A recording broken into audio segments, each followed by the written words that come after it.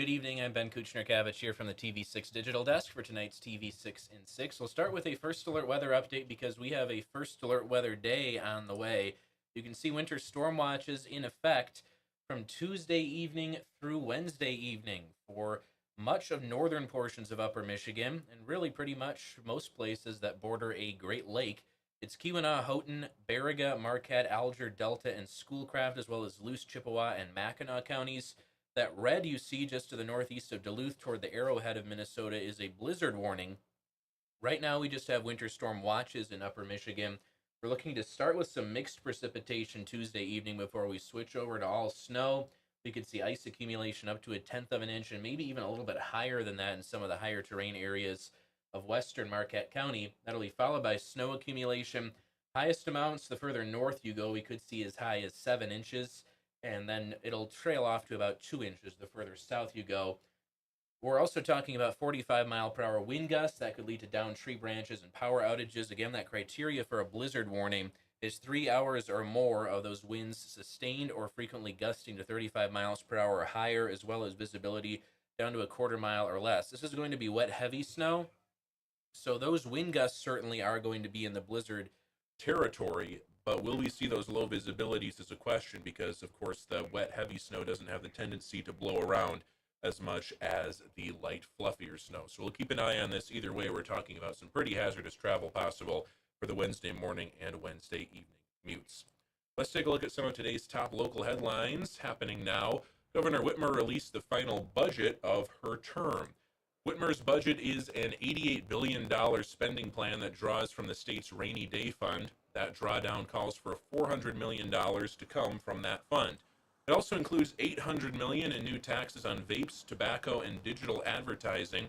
Republican lawmakers say this is just a starting point for the budget. Democrat lawmakers say this budget is a good balance.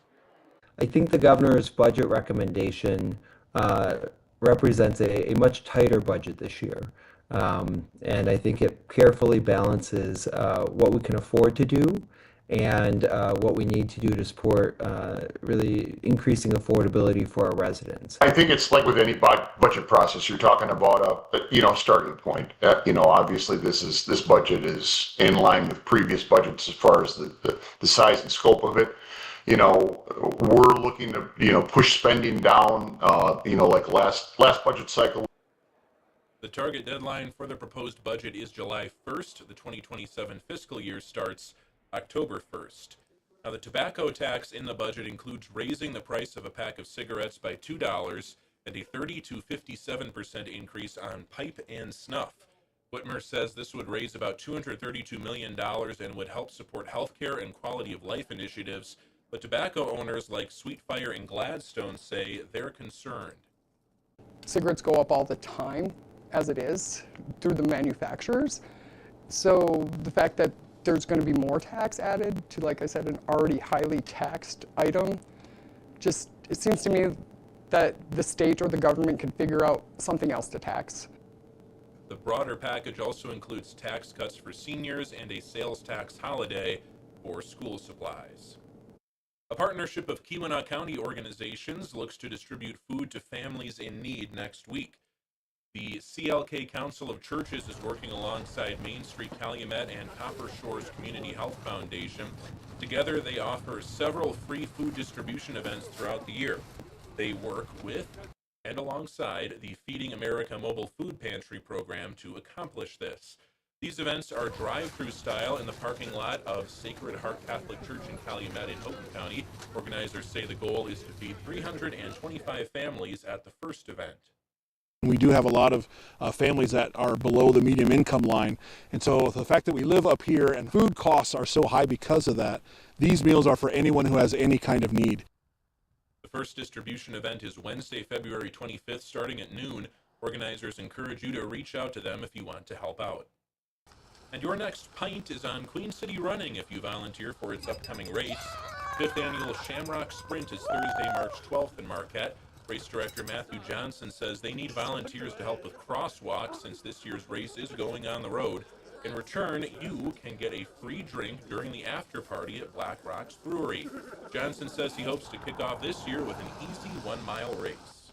Just kind of get everybody back in the swing of things. You know, before we know it, summer's going to be here, the warm weather will be here, and we'll all be out there all the time. But for right now, it's going to be fun to like get everybody together.